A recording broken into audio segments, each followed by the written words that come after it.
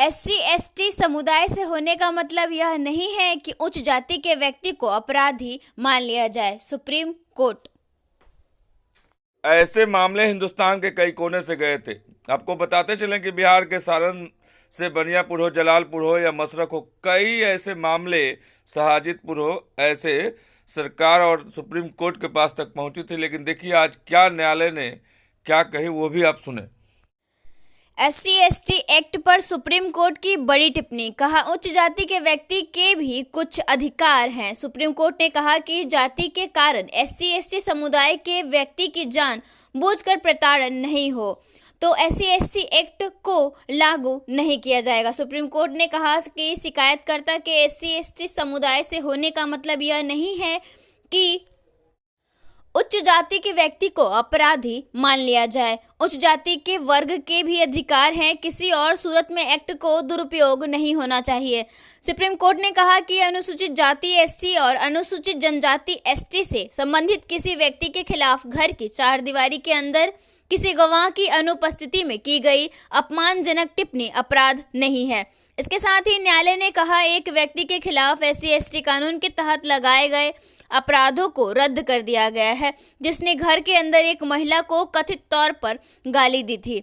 न्यायालय ने कहा कि किसी व्यक्ति का अपमान या धमकी अनुसूचित जाति व अनुसूचित जनजाति कानून के तहत अपराध नहीं होगा, जब तक कि इस तरह का अपमान या धमकी पीड़ित के अनुसूचित जाति या अनुसूचित जनजाति से संबंधित होने के कारण नहीं है। न्यायालय ने कहा कि इस एससी और एसटी कानून के तहत अपराध तब माना जाएगा जब समाज के कमजोर वर्ग के सदस्य को किसी स्थान पर लोगों के सामने अभद्रता, अपमान और उत्पीड़न का सामना करना पड़े।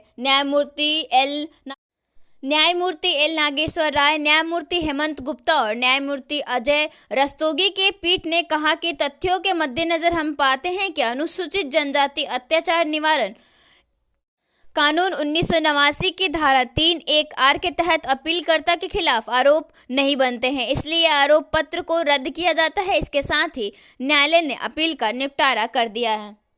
ऐसे ही आरोप बनियापुर के मुखिया संघ के लोगों ने वहां के सीओ के ऊपर लगाया था।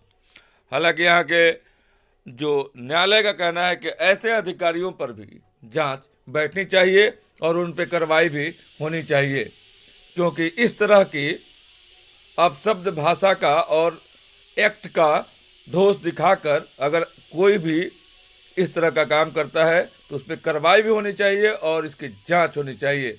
और ऐसे जो अधिकारी हैं उन्हें अपने रवैये को चेंज करना चाहिए और ऐसे भाषा का इस्तेमाल नहीं करना चाहिए। सर, मेरा नाम दिलीप कुमार यादव हुआ।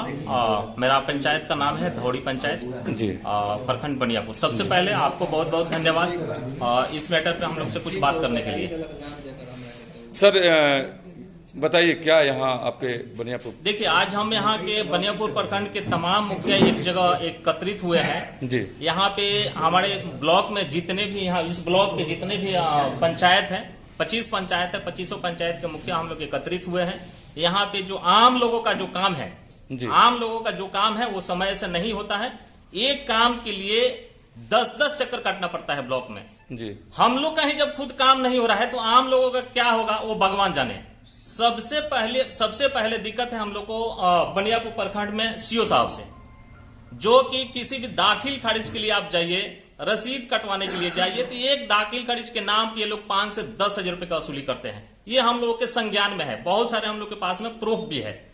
आज से लगभग 2.5 साल से, मेरा सुन लीजिए, मैं ही अपना ही बात बता देता हूँ। मेरा 2.5 साल से हमें एक पैक्स, मैं पैक्स अध्यक्ष भी हूँ, मेरी पत्नी मुखिया जी है जी। 2.5 साल से मैं जबकि विभागीय चिट्ठी है, विभागीय चिट्ठी आने के बाद में 2015 से लेकर के अभी तक ये 5-6 साल में, लगभग ये 3 साल से यहाँ पे है, 3 साल से मैं इनके पीछे घूम रहा हूँ, अभी तक ये हमको एनओसी नहीं दिए। मैं एक माननीय मंत्री जी से मैंने फोन करवा दिया, ये हमारे ऊपर में एक कंप्लेन कर दिए कि हमारे ऊपर में ये नेता से दबाव बनवाते हैं और हरिजन एक का धमकी देते हैं। अगर हम चाहें, अगर हम कभी भी फोन कर लें 24 घंटे में किसी आपदा विपदा में इनके पास में जब हम फोन करते हैं तो ये फोन नहीं उठाते हैं। जब जनप्रतिनिधियों का जब फोन नहीं उठाते हैं तो आम लोगों का क्या होगा आप समझ सकते हैं। हम अभी तक मैं 2.5 साल से मैं घूम रहा हूं एक एनओसी के लिए, लेकिन अभी तक हमको एनओसी नहीं मिला, जिसके कारण हमको भाड़े का गोडाउन लेकर के हम अपना पीडीएस दुकान चलाते हैं। जब खरीदारी हम लोग करते हैं, धान और गेहूं का खरीदारी करते हैं, तो हम भाड़े के गोडाउन में रखते हैं। इनके पीछे घूमते